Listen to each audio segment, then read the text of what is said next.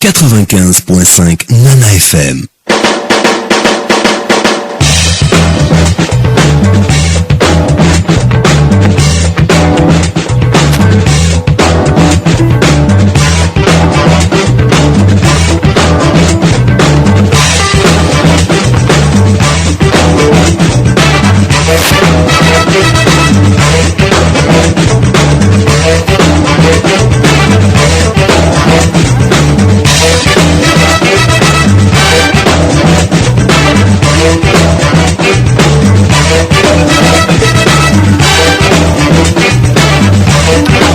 En direct des studios de la plus belle des radios, nous vous souhaitons une très belle entame de journée. Soyez les bienvenus, mesdames et messieurs, dans le débat de Nana FM. Et tout de suite, voici l'illustration du sujet du jour. C'est avec Pascal Yibé du MPL, le Mouvement du Peuple pour la Liberté, au sujet des recommandations de la CEDEAO. Ce pouvoir ne veut pas exécuter les inscriptions de cette feuille de route. Et la CEDEAO semble être complice de cette situation. Nous l'interpellons une dernière fois à se faire pardonner des événements de 2005 et de 2015. Parce qu'à chaque fois, c'est la CEDEAO qui cautionne les hold-up électoraux qui se passent sur le territoire togolais. Donc nous l'interpellons cette fois-ci pour qu'il n'en soit plus ainsi, qui n'oblige pas le peuple à prendre ses responsabilités et à faire autre chose que ce qui doit être fait. Nous proposons ce que cette CEDEAO fixe une date par rapport à la libération des otages politiques. Et que cette CEDEAO fixe une date également pour les réformes constitutionnelles, institutionnelles et électorales, avant même de penser à une quelconque élection dans ce pays. Parce que le problème togolais, c'est le problème des réformes et non le problème des élections. Nous demandons à ce que les élections soient déverrouillées afin que les populations puissent vivre au moins à l'aise. C'est tout ce que le peuple togolais réclame, pas des élections. Pascal Yibé du MPL, le Mouvement du Peuple pour la Liberté, au sujet de la mise en œuvre des recommandations de la CEDEAO. Alors l'interrogation qui est la nôtre ce matin est la suivante. Quel bilan faire de la mise en œuvre de ces recommandations plus de 3 mois après leur adoption? Et pour en parler, avec moi dans ce studio, Antoine Folly, il est président de l'Union des démocrates socialistes du Togo et négociateur de la coalition. Bonjour Monsieur Folly. Bonjour Antoine Afanou, bonjour aux auditeurs de Nana FM. Ce débat se fera justement avec ces auditeurs qui peuvent réagir dès maintenant via la page Facebook de Nana FM et dans une vingtaine de minutes par téléphone sur le 91 09 71 71 ou le 96 61 58 58. Avec Antoine Tété Omeni à la mise en onde, je m'appelle Antoine Afanou. Quel bilan faire de la mise en œuvre des recommandations de la CEDEAO plus de 3 mois après leur adoption? C'est le thème du jour. Alors, la CEDEAO complice ou pas, je vous poserai la question dans quelques instants. Mais avant, dites-nous que retenir concrètement de votre déplacement il y a quelques jours en Guinée à la rencontre de l'un des facilitateurs, le président Alpha Condé. Bien, merci Antoine. Alors, je voudrais fixer d'abord, tout de suite les choses. La rencontre que nous avons eue, les rencontres que nous avons eues à Conakry n'étaient pas des rencontres pour prendre des décisions. Ça, c'est une chose qu'il faut retenir. On n'est pas allé là-bas pour prendre des décisions. Nous sommes allés pour faire un peu présenter ce qu'on peut appeler le bilan une évaluation de la mise en œuvre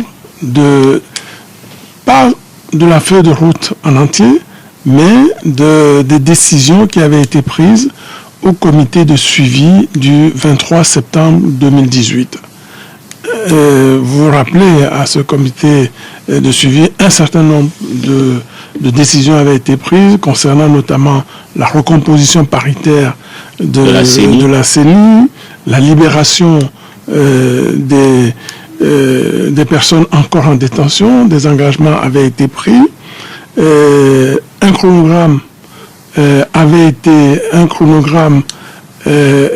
du processus électoral avait été proposé, que nous avons contesté parce que nous le trouvions incohérent. On en parlera tout à l'heure. Un chronogramme des réformes constitutionnelles et institutionnelles avait également été présenté, proposé, et donc nous sommes allés pour faire un peu l'évaluation de tout cela, des décisions qui avaient été prises. Et vous vous souvenez également que le 23 septembre, la coalition avait évoqué un certain nombre de préoccupations qui ne figuraient pas dans le relevé des conclusions, mais qui étaient tout aussi importantes que les décisions qui avaient été prises. Et il avait été question que les membres du comité de suivi rendent compte à leur mandat afin que des réponses précises soient données à la coalition sur ces préoccupations qui concernent par exemple la présidence de la CENI, la CENI et ses démembrements, le découpage électoral, etc. Donc il y a un certain nombre de points, l'arrêt par exemple du processus électoral unilatéral engagé par le gouvernement, donc un certain nombre de préoccupations que nous avons évoquées et pour lesquelles nous attendions des réponses. Donc le déplacement de Conakry avait pour but de faire une évaluation globale des décisions, enfin de la mise en œuvre des décisions qui avaient été prises. Mais beaucoup pensaient surtout que c'était pour trancher la question du siège de l'UFC à la CENI et de la reprise ou non du processus de recensement électoral. Non, ça fait partie des questions qui ont été discutées, mais encore une fois, nous ne sommes pas allés là-bas pour prendre des décisions. Est-ce que cela veut dire que rien n'a été décidé finalement en ce qui concerne ces deux sujets? Non, on ne peut pas dire que rien n'a été décidé, non. Nous avons fait le bilan, enfin nous avons fait l'évaluation. Et évidemment, le 23 septembre, il avait été... en fait, le 23 septembre, il y a eu 3 grandes décisions.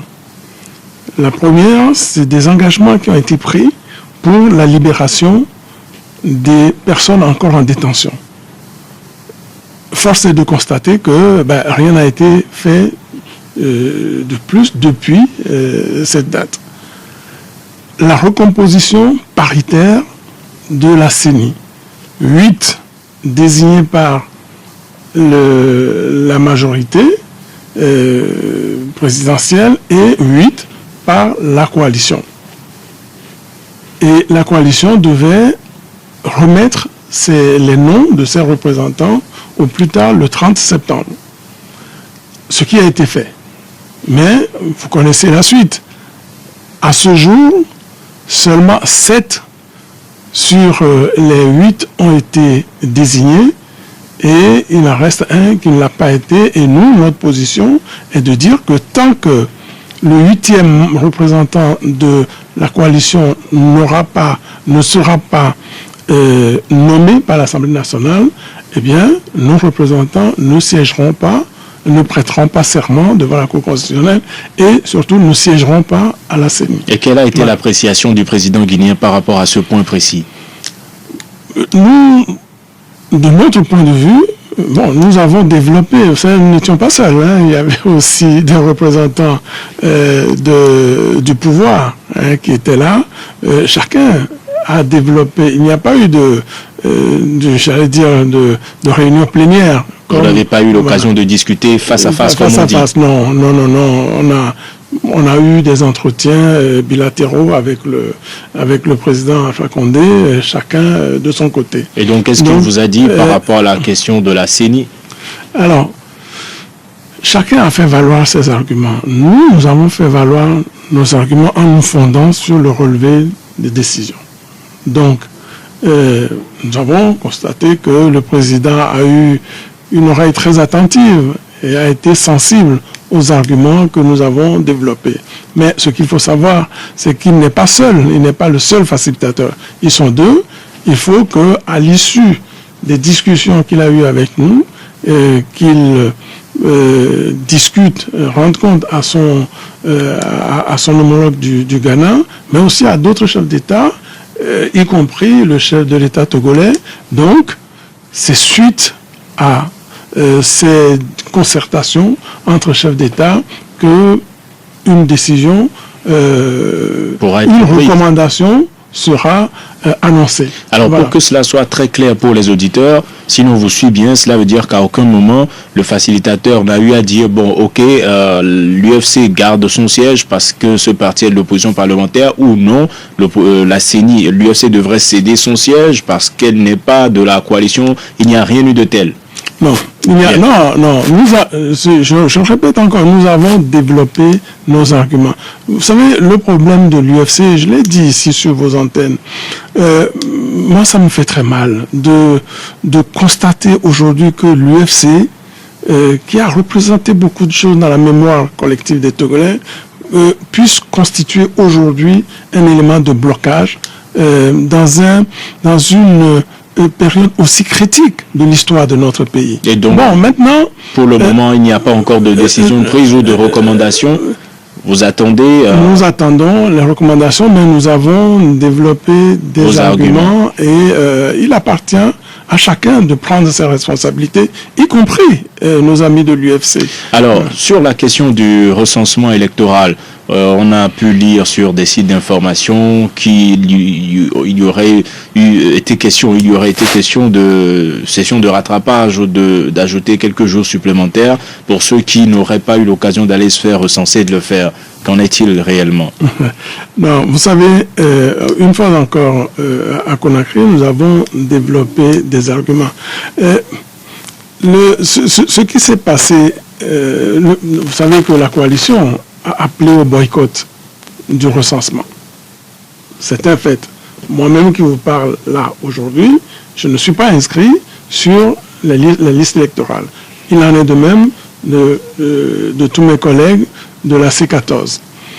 Beaucoup de nos militants, beaucoup de Togolais sympathisants ne se sont pas inscrits. Même des Togolais lambda qui ne s'intéressent pas à la politique, mais qui trouvent fondé l'appel au boycott de la coalition, ne se sont pas fait recenser. Et donc, est-ce que cette possibilité a été évoquée d'ajouter quelques jours? Non, vous savez, la question, nous, on ne s'intéresse pas à cette possibilité, à cette éventualité d'ajouter quelques jours. Non. Nous avons face à nous un problème réel. C'est qu'il nous faut, dans ce pays, avoir une bonne fois pour toutes un fichier électoral fiable. C'est ça le problème. La question n'est pas d'ajouter quelque chose. Et moi, vous savez, je parle là en tant que Togolais et je me dis, mais est-il normal que, je prends en m'adressant spécialement au chef de l'État, mais est-il normal que, après 13 ans de pouvoir, après tous les discours de modernisation de la vie politique qu'il a tenu à son arrivée au pouvoir, est-il normal que 13 ans après son arrivée au pouvoir, nous en soyons encore à parler de fichiers électoraux tronqués, de fichiers électoraux non fiables? Moi, c'est ça qui me fait mal. La question n'est pas de rajouter quelque chose. La question est de dire que l'on se mette, que l'on s'asseye ensemble, le pouvoir et la coalition, pour regarder les problèmes qui se posent. Que devons-nous faire pour avoir au Togo un fichier électoral fiable? Un fichier dans lequel il n'y aurait pas de non-togolais enregistrés, un fichier dans lequel il n'y aurait pas, une personne n'aurait pas plusieurs cartes, un fichier dans lequel des mineurs ne seraient pas enregistrés. Il y a voilà. Et ça, vous savez, nous serions au pouvoir, aujourd'hui l'opposition serait au pouvoir, si l'opposition ne faisait rien, nous aurions eu les mêmes problèmes. Donc, c'est un problème national. Donc, assoyons-nous, des recommandations ont été faites par des missions d'observation électorale, que ce soit l'Union européenne, la francophonie, on fait des observations et des recommandations. Assoyons-nous, prenons ces observations, prenons ces recommandations et voyons comment nous pouvons les mettre en œuvre de façon consensuelle pour avoir un fichier fiable. C'est ça le problème. La question n'est pas de d'accorder quelques jours supplémentaires. Non, le problème n'est pas là. Le problème est et ce problème s'adresse plus particulièrement à ceux qui sont au pouvoir, parce qu'on est au pouvoir pour régler des problèmes. On n'est pas au pouvoir simplement pour montrer qu'on a la force, mais pour régler des problèmes. Et ça, c'est un problème réel, un problème récurrent, qui se pose quasiment depuis que nous avons commencé à organiser des élections. Pour une fois, asseyons-nous, regardons les problèmes en face et voyons comment, regardons les solutions que nous pouvons y apporter pour que, une bonne fois pour toutes, on ne parle plus de fichiers truqués au Togo. Est-ce que la propreté du fichier électoral peut être garantie par le travail fait par les experts recrutés par la CEDEAO et qui seraient en train d'auditer le fichier? Vous savez, ça me fait rire parce que, voyons, un expert à qui on montre, à qui on donne un fichier. Mais ces experts-là, quelle possibilité ont-ils de savoir que un tel est non togolais, un tel est togolais? Vous avez développé ces arguments également devant le facilitateur. Évidemment. Quelle a été son appréciation, encore une fois? Non, mais ce sont des arguments de bon sens. Je crois que n'importe qui trouverait ces arguments totalement fondés. Donc, clairement, pour aller à un autre point, la question de reprendre ou non le recensement n'a non plus été véritablement abordée avec le président Alpha Condé. Nous avons fait comprendre au président Alpha Condé, et nous, avec je ne dirais pas des preuves à l'appui, mais avec des éléments de conviction, que le fichier actuel, le recensement actuel, ne peut pas déboucher sur un fichier électoral fiable. Je prenais un exemple tout à l'heure. Le recensement tel qu'il est fait aujourd'hui ne sait pas distinguer un Togolais d'un non-Togolais. Il y a la base du témoignage également. Est-ce que vous avez déjà fait les recensements? Vous êtes déjà fait le recensement. Je vous rappelle des principes justes. Non, vous savez, on sait comment ça se passe. D'ailleurs, quand vous allez faire le recensement, l'histoire des témoignages. D'ailleurs, regardez, les missions d'observation électorale de la francophonie et de l'Union européenne ont trouvé, et ça à juste titre, ont trouvé totalement, j'allais dire, bizarre, pour utiliser un mot tout simple, bizarre que 75% des personnes inscrites dans le fichier électoral l'aient été sur la base de simples témoignages. Ce n'est pas fiable. Ce n'est pas normal. Donc c'est pour cette raison que nous avons proposé autre chose. Nous avons proposé les audiences foraines qui permettent de délivrer aux électeurs des actes de naissance. Pour ceux qui n'en ont pas, débouchant sur la délivrance d'un certificat, d'une carte nationale d'identité qui prouve, bien entendu, qu'ils sont togolais, puisque pour faire la carte d'identité, il faut produire un certificat de nationalité togolaise. Bon, donc, dès lors qu'on met en place un processus accéléré qui permet de délivrer des cartes d'identité, des cartes nationales d'identité aux électeurs, eh bien, on règle une bonne partie du problème. On règle le problème des mineurs, on règle le problème des non-togolais, parce que le problème, aujourd'hui, il va être facile pour le gouvernement de dire « Ah, nous avons enregistré 3 millions d'électeurs potentiels, malgré le mot d'ordre de boycott de la coalition. » Mais en réalité, sur les 2 millions et quelques ou 3 millions qu'ils vont présenter, si vous enlevez les non-togolais, les doublons, les mineurs, il restera à peine le tiers. Et ça, on en tire quelle fierté? Moi, en tant que Togolais, je n'en suis pas fier. Et ça me fait mal pour mon pays. Mais donc, il faut préciser également que les responsables de la CENI rejettent ces accusations selon lesquelles des non-togolais, des mineurs se seraient fait enrôler, et dit que si éventuellement ça l'était, ce serait retiré avec l'audit. Non, mais justement, comment un auditeur peut peut distinguer un Togolais d'un non-Togolais?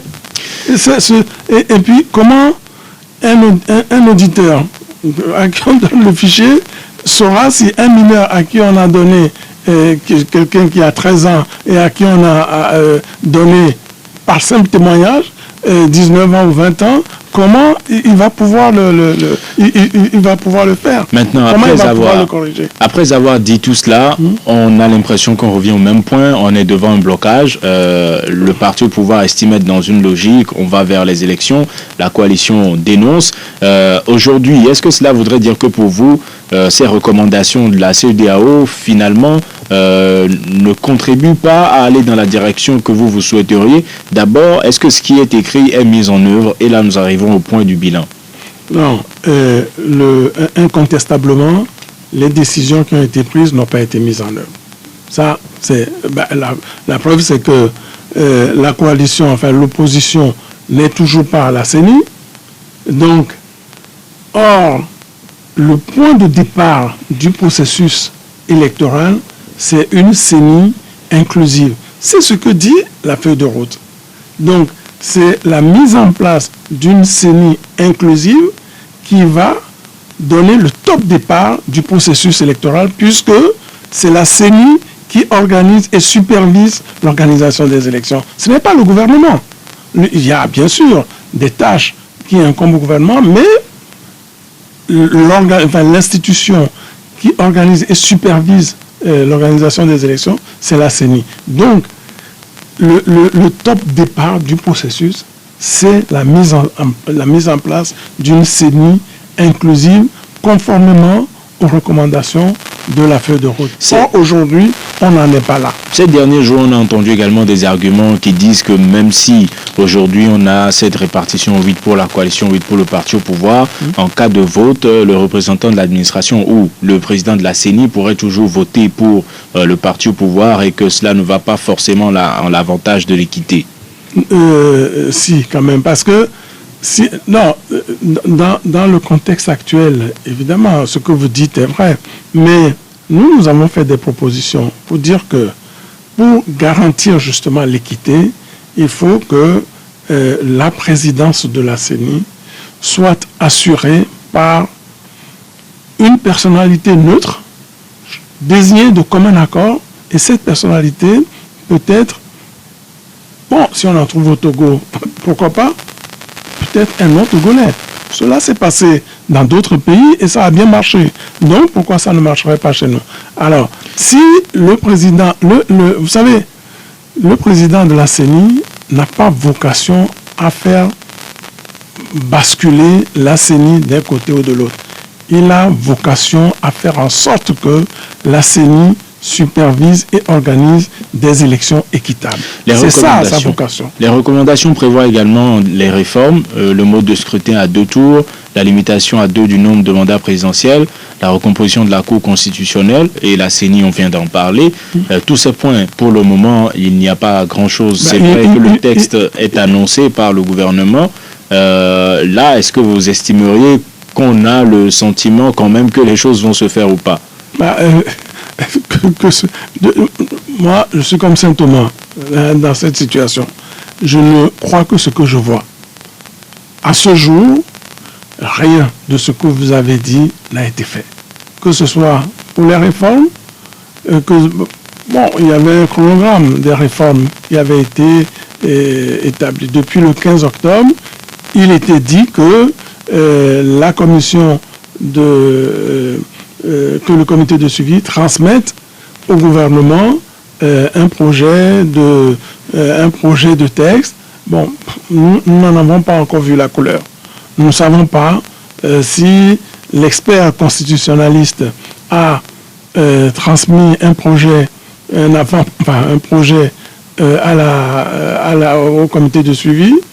Et nous ne savons pas si le comité de suivi a transmis quelque chose au gouvernement. Donc, parmi les revendications que nous avons faites, les questions que nous avons relevées auprès du facilitateur guinéen, figure justement celle-là. Il n'est pas normal que nous, en tant qu'acteurs, en tant que protagonistes de la crise, nous n'ayons à ce jour aucun des rapports qui ont été fournis par les experts. Alors, on ne les a pas, cela n'est pas normal. Sur le point suivant, peut-être reconnaîtriez-vous que quelque chose a été fait, puisque le point 40 dit qu'il faut l'accélération, la finalisation du recensement électoral pour établir les listes électorales fiables, la possibilité pour les Togolais vivant à l'étranger de voter dans leur lieu de résidence, le déploiement des observateurs électoraux, le recensement électoral, au moins la majorité au pouvoir dira que ça a été fait. Oui, mais un recensement, juste pour un recensement, pour dire qu'on a fait un recensement, ça n'a aucun sens. Vous l'avez dit vous-même, un recensement pour avoir un fichier électoral fiable. C'est pas moi qui le dis, je n'ai fait que citer le texte. Dans le texte que vous avez lu, dans les recommandations, on parle de fichier électoral fiable. C'est ça le plus important. Si le recensement électoral ne permet pas de déboucher sur un fichier électoral fiable, ce n'est plus un recensement. C'est tout sauf un recensement digne de ce nom. Encore une fois, s'agissant des deux problèmes auxquels nous faisons face, à savoir la recomposition paritaire de la CENI et de ses démembrements, et le problème du recensement, moi je dis ce sont des problèmes d'intérêt national pour lesquels nous devons pouvoir trouver des solutions. Des solutions de bon sens.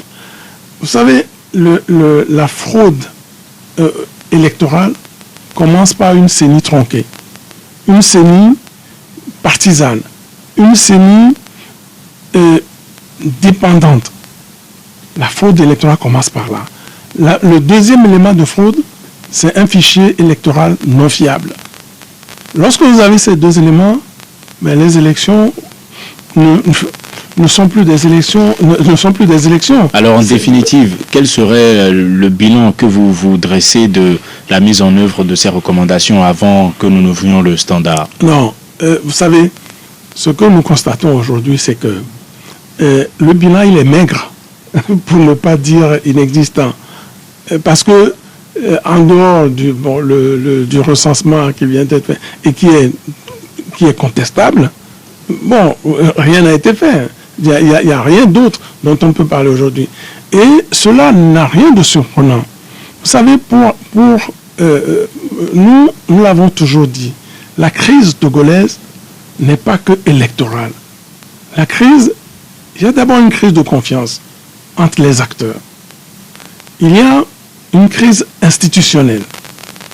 Nous avons des institutions qui sont toutes devenues des ailes marchantes du parti au pouvoir. Sur la crise de confiance, certains estiment que c'est parce que les postures ne sont pas les bonnes et que vous vous inscrivez dans une logique de confrontation alors que le rapport de force ne le permet pas. Non, ce n'est pas ça. Non, vous savez, le combat politique est comme ça. Il faut le reconnaître. Et encore faut-il qu'il y ait des résultats. Mais en même temps, nous sommes dans une situation de crise. Et ceux qui sont au pouvoir aujourd'hui ne tireraient aucune fierté, à continuer à aller dans le mur. Le pays n'en tirerait aucun avantage. Et je dis justement, l'intérêt national nous oblige aujourd'hui à nous asseoir pour définir d'abord pour rechercher ce qui doit être fait pour sortir le pays de la crise. Comment nous allons faire, nous allons mettre en œuvre ces mesures pour sortir de la crise et comment nous devons le faire ensemble. C'était ça l'idée que nous avions toujours soutenue au départ en partant du principe que la crise n'est pas que électorale. Pourquoi est-ce que, à votre avis, la CEDEAO n'organise pas des rencontres où vous vous asseyez entre Togolais et discutez? Pourquoi est-ce que, à votre avis, les facilitateurs ne vont pas dans ce sens? Peut-être parce qu'ils ont constaté que chaque fois qu'on est ensemble, les tensions montent. Mais moi, je continue de penser que même, quelles que soient les difficultés liées à cette méthode-là, à cette méthode des discussions directes entre les deux protagonistes avec l'accompagnement de la CEDEAO, quelle que soit la difficulté de cette méthode, en tout cas, moi, personnellement, je continue de penser que c'est la meilleure méthode. C'est celle-là qui nous permettra d'aborder les problèmes. Parfois, il y a des vérités qui font mal, mais il faut qu'elles soient dites. Et une fois qu'elles sont dites et qu'on recherche ensemble les solutions, eh bien, on parvient à régler le problème. Le MPN pense que la CEDEAO est complice. Est-ce que vous pensez la même chose? Non. Vous savez, dire que la CEDEAO est complice, moi, je ne peux pas le dire. Parce que la CEDEAO joue sa crédibilité dans le dossier togolais. Supposons qu'on n'arrive pas à... le régime peut choisir de continuer la fuite en avant, d'organiser des élections unilatérales. Ça sera l'échec de la CEDEAO d'abord. Parce qu'aujourd'hui, les Togolais font confiance à la CEDEAO pour régler le problème. Et si le problème n'est pas réglé, c'est la CEDEAO qui joue sa crédibilité d'abord. Donc, moi, je pense que la CEDEAO n'a aucun intérêt à être complice de qui que ce soit, ni de l'opposition, ni du pouvoir. La CEDEAO doit veiller à ce que les choses se fassent conformément aux normes et aux standards internationaux. Donc, elle n'a aucun intérêt à être complice surtout pas du pouvoir. L'entretien a été un peu long avec vous, c'est fait exprès pour vous donner le temps d'expliquer un certain nombre de choses sur la rencontre de Conakry et également évoquer point par point les recommandations de la CEDEAO. Nous allons maintenant donner la parole aux auditeurs pour voir ce qu'ils en pensent. Le 91 09 71 71 ou le 96 61 58 58. Premier auditeur en ligne. Allô? Allô. Bonjour. Bonjour, monsieur Afam. Monsieur Coco, comment allez-vous? Très bien. Alors, assez brièvement, quel bilan faire de la mise en œuvre des recommandations de la CEDEAO? S'il vous plaît, monsieur Afam. Permettez-moi, pour une fois, de ne pas répondre à cette question. Pourquoi? Permettez-moi que je puisse poser certaines questions à l'invité. Bien, allez-y. Donc, je salue monsieur Antoine Folie. Bien, monsieur Kodjo, bonjour. Coco. Coco. Allez-y. Bon, c'est comme monsieur Antoine Folie. Ouais. Au jour d'aujourd'hui, au sein de la coalition, on a comme l'impression que les choses ne vont pas bien. La coalition a appelé au boycott du recensement. Et aujourd'hui, il y a un parti de la coalition qui demande au peuple d'attendre le dit des experts de la CEDEAO avant de se prononcer. Pourquoi les choses vont comme ça? Secondo, dans les réclamations, il y a les journalistes qui demandent à ce que vous plaidez pour le retour de M. Titi Akadami et cette consort.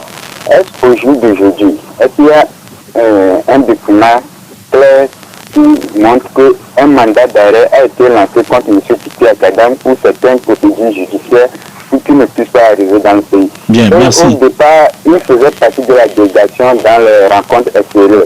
Et maintenant, on constate qu'il n'est plus dans les délégations, dans les rencontres extérieures. Pourquoi? Merci. Monsieur Coco, oui? Est-ce parce que vous trouvez les recommandations assez ou extraordinairement mises en œuvre ou pas du tout? C'est pour cela que vous n'avez pas souhaité y répondre? Pour faire le bilan des recommandations, rien n'a été fait. Donc c'est pourquoi vous préférez ne pas en parler. Bien. Merci, monsieur Coco. Passez une excellente journée. Monsieur Baudet écrit que la feuille de route n'est même pas mise en œuvre. Nous sommes toujours dans l'impasse. À côté, Conco dit bilan négatif, mitigé. Nous allons prendre encore un autre auditeur en ligne. Allô? Allô, bonjour. Bonjour, on vous appelle comment? Bonjour, Soko Opita. Allez-y, nous vous écoutons. Quel bilan dressez-vous? Pour le bilan, rien n'a été fait. L'autre jour, je disais même que la CEDEAO viole sa propre feuille de route. Parce qu'on ne peut pas comprendre qu'elle a parlé de l'inclusivité de 8-8 de recomposer la CENI. Maintenant, est-ce qu'on a recomposé la CENI? On n'a pas recomposé la CENI. Maintenant, quel CENI a organisé le recensement et que la CEDEAO a envoyé les experts pour faire l'audit? Donc pour vous, c'est un bilan négatif et vous dites que la CEDEAO viole elle-même sa feuille de route. Elle viole, mais je voudrais poser une question à M. Antoine Foley. Monsieur Antoine Foley, à ce moment de la lutte, il faut que les choses soient claires. Qu'est-ce qui se passe vraiment entre les 13 et le PNP? Merci beaucoup. Merci, M. Kodjo. Passez une bonne journée. Nous allons prendre encore un auditeur en ligne et M. Foley réagira à l'ensemble. Le bilan est négatif, écrit Kossi Thomas Aedi sur la page Facebook de Nana FM. Comme à son habitude, le parti au pouvoir veut passer par des moyens subtils et snober la feuille de route. Un autre auditeur en ligne. Allô? Allô? Bonjour. Bonjour, monsieur. On vous appelle comment? Clotaire, vous voulez bien baisser le volume de votre radio? Allez-y, nous vous écoutons. Oui, en fait, pour moi, le bilan hier, déjà la présence d'une feuille de route est un acquis. Et sa mise en œuvre ou pas permet de voir qui est qui. Parce que pendant longtemps, ce gouvernement nous a fait croire qu'il est champion en modernisme en matière d'administration du pays. Mais M. Antoine Foley l'a dit, le président de la République, dans tous ses discours, parle de modernisme, fait des promesses, plus jamais ça. Mais on voit que c'est des actes contraires qui sont posés. Cette feuille de route permet de savoir qui est qui. Bien, on a merci. un problème, on le pose, et voilà, on court derrière les élections, alors qu'il y a des réformes à faire avant les élections. Merci, Clotaire. Cette feuille de route nous permet de voir qui est vraiment de mauvaise foi. Merci. Merci d'avoir participé à ce débat. Passez une bonne journée. Kokou et Kodjo vous ont posé des questions en ce qui concerne l'atmosphère au sein de la coalition.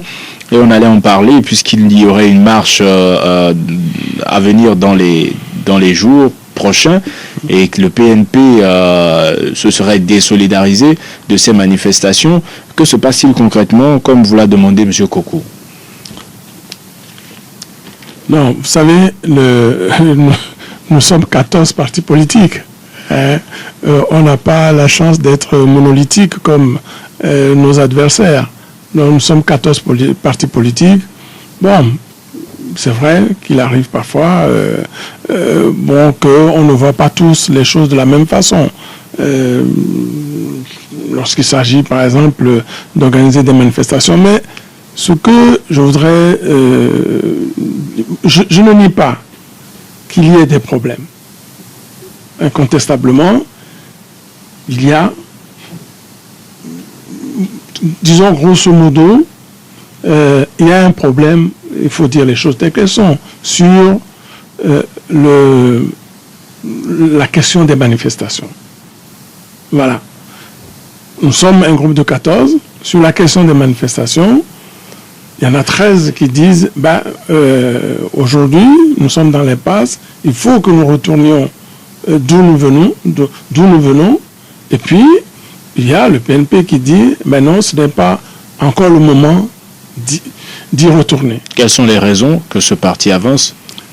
Non, la raison, il y a plusieurs raisons. Que le fait que la CEDEAO soit en charge du problème, le fait que nous devons continuer à faire confiance à la CEDEAO, aux experts, etc. D'ailleurs, il y en a un qui l'a dit. Bon, donc, on n'a pas tous la même lecture de ce qui se passe. Bon. Donc, il y a manifestement un problème à ce niveau-là. Mais ce problème, c'est surtout au niveau de l'organisation des manifestations. Est-ce que ça veut dire qu'il n'y aura pas de marche dans les jours qui viennent ou vous n'avez pas encore décidé? Non. Le principe, de toute façon, ça a été annoncé samedi dernier par les responsables de la coalition à la marche de Togo Debout. Donc, une marche a été annoncée pour le samedi qui vient là après-demain. Après-demain. Donc, elle tient? Alors, cette manifestation ne tiendra pas. Elle va être décalée d'une semaine. Tout simplement, pour une raison toute simple. est compréhensible. C'est que, vous savez, tous les responsables s'engagent personnellement dans la préparation de nos manifestations. Donc, par souci d'efficacité et pour des raisons évidentes d'organisation, vu que nous avons passé 4 ou 5 jours en Guinée, eh bien, on est revenu que mardi très tard dans la nuit. On n'a pas matériellement le temps d'une bonne préparation pour ce samedi. Voilà, pour ce samedi. Donc, la marche va être décalée d'une semaine et aura lieu très probablement le 17. Monsieur Kokou ne vous sent pas très actif pour le retour de Tikpi Achadam au pays? Non, vous savez, pour le retour de Tikpi Achadam au Togo, c'est pas tout ce qu'on fait. Enfin, ce qu'on fait, c'est pas sur la place publique on va pas l'étaler sur la place publique. Il s'agit d'abord d'une décision individuelle. C'est Tikpi Achadam qui a estimé que sa sécurité n'était plus garantie au Togo et qui, a pris des... je l'ai toujours dit, ça nous est tous arrivé à un moment ou un autre depuis que nous avons pris sur nous de combattre à visage découvert ce régime.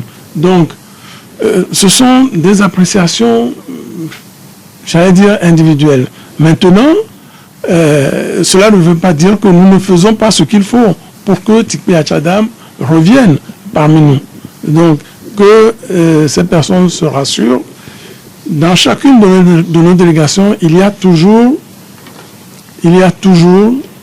un représentant du PNP et partout où nous allons, nous faisons ce qu'il faut pour le retour parmi nous de Tikpi Achadam. Donc, cette question n'est pas oubliée. Ça, bien sûr, non. Bien. Mais ça, c'est pas sur la place publique qu'on dira tout ce qu'on fait. Clotaire pense que cette feuille de route permet de savoir qui est qui. Mais